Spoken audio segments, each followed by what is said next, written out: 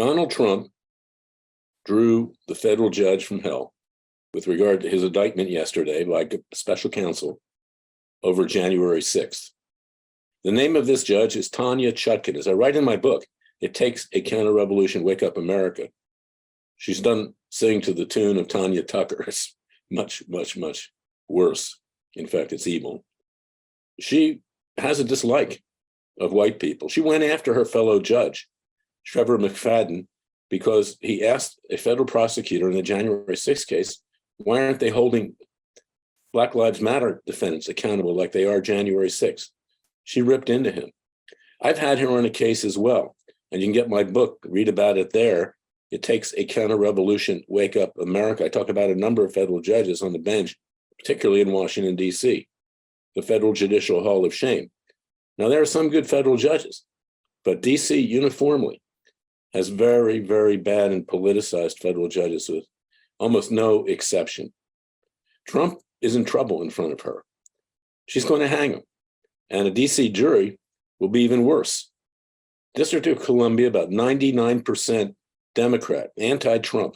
Doesn't matter what his defense will be. They'll find him guilty as charged. We, the American people, must rise up. We cannot allow this with judicial tyranny. It was Thomas Jefferson who said, with regard to federal judges, unelected, unaccountable to the people, they would become despots and tyrants, causing us to shed the blood of patriots and tyrants yet again every 20 years or so, adding what's a few thousand dead to refresh the tree of liberty. It's the natural manure of government. Now, yours truly doesn't want to see anybody hurt, and we don't want to see anything violence. Everything we do is peaceful and legal. But the fact here, this is a very dangerous situation, as I said yesterday. You've got a federal judge that wants to hang Trump, and you've got an indictment which is a mockery of a travesty of two mockeries of a travesty of a sham, in the words of Woody Allen. I sent out one of his vignettes from the movie Bananas yesterday, because that's what it is. It's a travesty of a mockery of two travesties of a mockery of a sham. And there's a lot of similarity with that case where the fictional character Fielding Mellish was being accused of sedition, of treason. That's in effect what Trump is being accused of here, even though there's no technical count in that regard. That's the gist of it. We, the American people, must rise up. It's not Donald Trump. It's you, the American people. We can't have this tyranny on the federal bench. They must be held accountable like everybody else. Again, peacefully and legally, no threats, nothing, but they need to be held accountable. They gave themselves immunity. They don't have immunity. They took it from ancient England and said, okay, we can do whatever we want, just like the king's judges did whatever they wanted, rubber stamping his edicts. And this is where we are, particularly in the District of Columbia, a court which is nearly totally corrupt to the core. That's not true in other courts that I'm in. But DC, highly politicized, frankly, as I said, corrupt to the core. Trump will not get a fair trial. And this is very dangerous because regardless of whether you like Donald Trump or not, you can see the tyranny that's at stake here. And it is a very volatile situation. And I don't want people to rise up and get violent. I don't want that. And that is why Freedom Watch is doing what we can to bring about citizens' grand juries and indictments and trials to hold the guilty accountable, including these judges. Tanya Chutkan is a bad person. She does not like anyone who does not have her leftist creed to them. And frankly, she doesn't like white people. She even went after McFadden, and he's not a great judge, believe me. Accused him of doing things which were incorrect by making an analogy to a U.S. attorney that why aren't they holding Black Lives Matter accountable like January 6th peaceful protesters? You know, this is not right because whether you're white, black, or whatever color, or religion or ethnicity, we're all equal in this country. We all deserve to be treated fairly. And that's what we try to do at freedomwatchusa.org. So go to freedomwatchusa.org, contribute to our cause, get my book, It Takes a Counter-Revolution, Wake Up America. You'll see what I'm talking about with this particular judge and many other judges in the District of Columbia Federal Court. It has become, in effect, a kangaroo court with a few exceptions. I hope that the judges that I had respect for in the past will snap out of it and not continue to persecute the January 6th peaceful protesters. but that's what's happening right now. So fellow Americans, fellow supporters of Freedom Watch, and people who believe in the vision and creation of our founding fathers and believe in God, it's time to join freedomwatchusa.org. Join our cause, contribute with tax-deductible contributions. We need to get bigger. We are not afraid. We will take them on, and we will win. On behalf of you, your children and grandchildren, God bless you. God save America. God save all of us, because we are being threatened today. It was Thomas Jefferson again who said, when the people fear the government, there's tyranny. But when the government fears the people, there's liberty. I'll be back tomorrow with another special podcast. Until then, thank you for listening to me.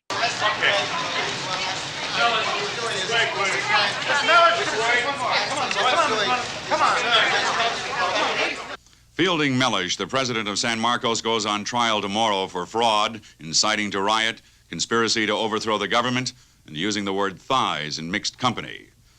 Please rise. Court is now in session. Judge Seymour Watson presiding. The People versus Fielding Mellish. I object, Your Honor. This trial is a travesty. It's a travesty of a mockery, of a sham, of a mockery, of a travesty, of two mockeries, of a sham.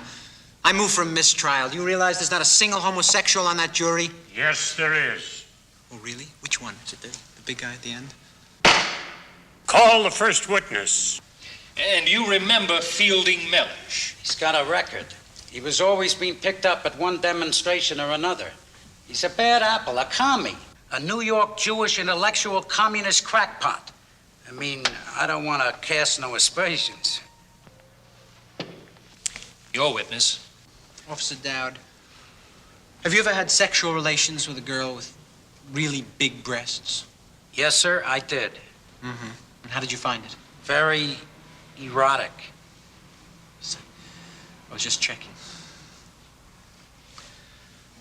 You swear to tell the truth, the whole truth, nothing but the truth. I do. Name? J. Edgar Hoover, Occupation? head of the Federal Bureau of Investigation. You tell the court why you're dressed like this. I have many enemies, and I rarely go out unless I'm in disguise. Mr. Hoover, in your opinion, is Fielding Mellish a threat to the security of the United States? Enough to have his phone tapped. Hello? Hello, who is this? Who is this? Hello, who is this? Can you hold on 1 second? Walter, it's for you! All right! I did it! I did it! I'm guilty! But I couldn't take it anymore. She kept tormenting me, edging me on, making a fool of me! Isn't this Epstein versus Epstein? I'm sorry,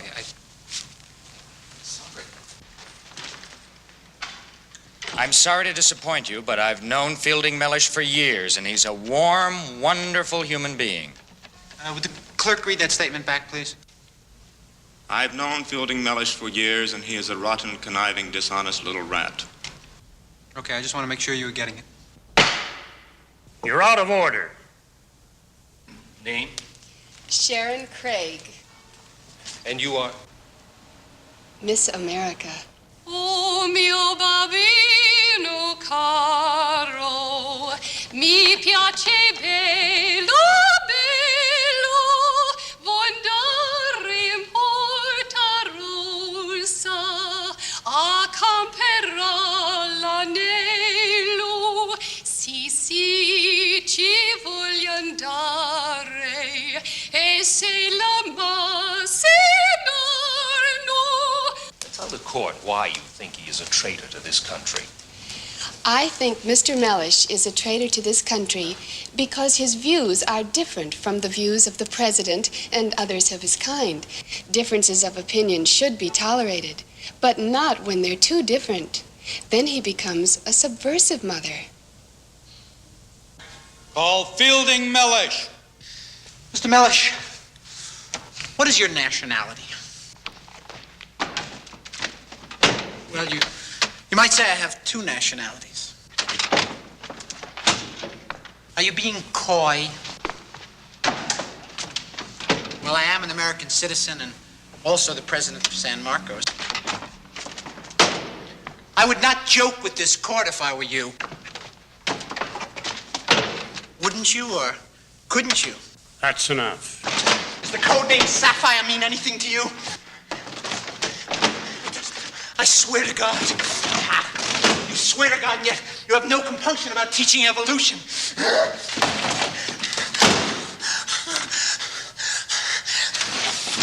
Where were you on the night of June 23rd?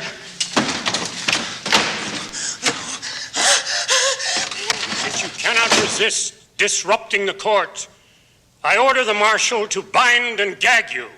And so you followed Fielding Mellish and overheard him make treasonous remarks about this country. I did. Your witness.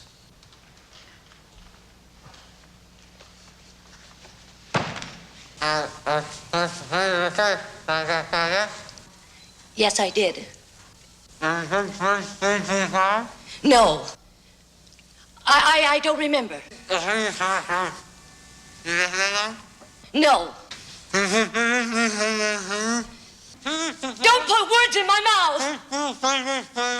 Yes. Yes, it's true. I lied. Ladies and gentlemen, you will retire for your verdict.